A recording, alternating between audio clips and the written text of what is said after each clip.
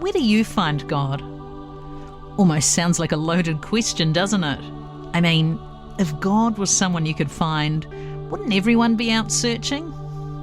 Well, rather than looking for something elusive, like a pot of gold at the end of the rainbow, I reckon it's more about learning to recognise the way God is already present to us in our everyday lives. I'm Lizzie Oakes, and this is Where Do You Find God? My guest on the podcast today is Paul Rawson. Now, Paul has been a Christian since he was 15 years old, and I met Paul recently as he's one of our awesome volunteers here at Rema Media. A few years ago, Paul went through a life-changing experience where he lost the bottom half of his right leg from the knee down. However, this doesn't seem to stop Paul at all because his tagline is the Undefeated Life. Paul, welcome to Where Do You Find God? Thanks, Lizzie. Great to be here. Hey, so tell me, how long ago did this happen, that you lost the bottom part of your leg? Yeah, so basically it was Christmas of 2019. Not that long ago. So just before things changed in the world a little bit. Yeah, and then your world changed a whole lot. Yeah. So I know you and I have talked before. It was something to do with some misdiagnosis that happened? Yeah, so I went to the doctor I was feeling unwell. I had a sort of a blister on my foot that wasn't looking good. They prescribed me with some antibiotics and dressed my foot and said, come back in 2 days, we'll redress it. Turns out that I ended up with having sepsis. Wow. By the time that was discovered, the time was of the essence and I didn't have long left. That's hard. So when you say you didn't have long left, how much time frame are we talking that they said to you, we're going to have to operate? From what I could gather, like I probably didn't have an hour left. Far out. You're right. There wasn't much time left. No, That when I got to the hospital, they literally were waiting for theatre space. Before they sent me in for amputation.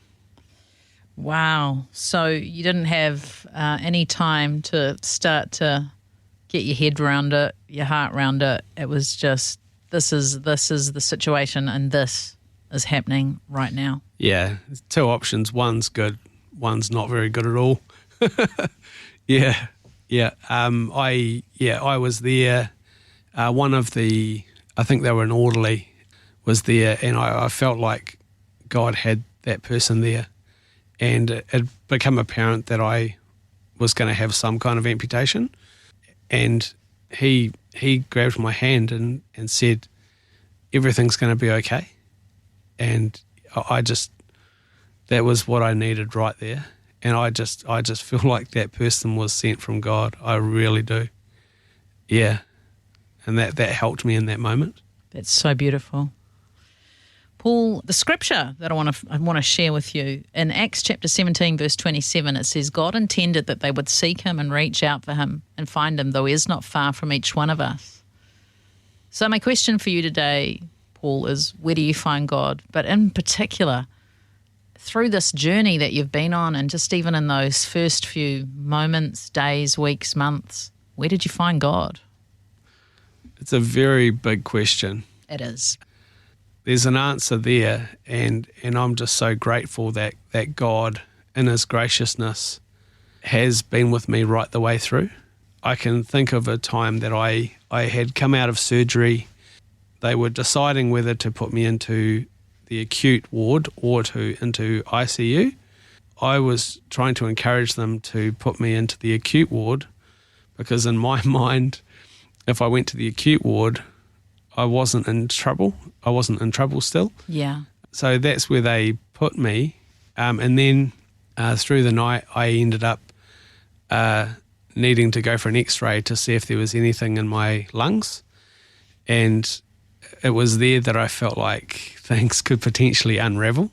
And so I had a come to Jesus moment, like, Jesus, hey, I'm happy, I'm ready.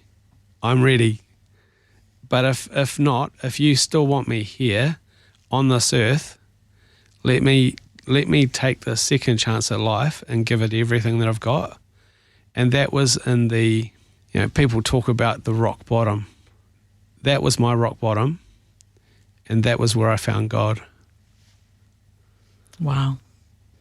So going through this journey, this life-changing journey, you said this happened in 2019. Like, that's not very long ago. No. Yeah, I mean, I came out of hospital, and I've got a window cleaning business, and I'm like scoping and planning my way to try and work out how to go and clean windows. Okay. Yeah. So you're already thinking about moving ahead and future. Yeah, well, I've got my domestic customers who could possibly wait, but I've got my commercial customers who need to be done regularly. And so, yeah, I was in a wheelchair out there cleaning windows. Yeah. Looking back now, crazy, but it helped me to move forward, helped me to get ahead. But yeah, crazy. I remember I was in a nearby town doing commercials, and it was quite early in the morning. Not TV commercials, right? Cleaning commercial windows. Yeah. Just clarifying. Yes, yeah. And this guy was driving past, must have been on his way to work, and he must have wound his window down. And he yelled out to the car, "Good on you, bro." And it was just, yeah, I had to have a moment, because it's like, I am. I'm doing it. And yeah, so that was a moment that I'll remember. That's beautiful. So in this journey, and you're still on this journey, and, this God that's helped you through, what's this God like? He's patient. He's kind. He knows the plans that he has for you. He has a job for us to do. He has a purpose for us. He's given us all a message for us to carry into the world. There's an expression of God's love that comes through us that he wants to share with the world. He has a plan. I don't know you well, Paul, but from what my interactions I've had with you, which has only been 2 or 3, I think, the energy that you give off is somebody quite jovial and somebody quite at peace with their situation. Yeah. I accepted what happened basically straight away. That's probably another thing that I do forget, that I accepted that I'd lost my leg, whereas some people rightly probably take a long time. But I was thinking the other day, like when your focus is heavenward, the things on earth, they grow strangely dim. And there's so much of probably my journey that someone looking from the outside, they may not understand, how I can be the way that I am. But if they ask the question, I can tell them exactly why. It's the peace that surpasses all understanding, which means that one day that everything is going to be okay. And as a Christian whose hope is in Jesus, we walk through this life with the biggest supporter, the biggest cheerleader, courage that never dies, that grace that never ends. And so while bad things happen, the joy remains.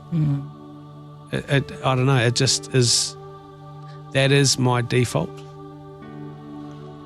Paul, thank you for joining me today on Where Do You Find God? Thank you, Lizzie. It's been a pleasure.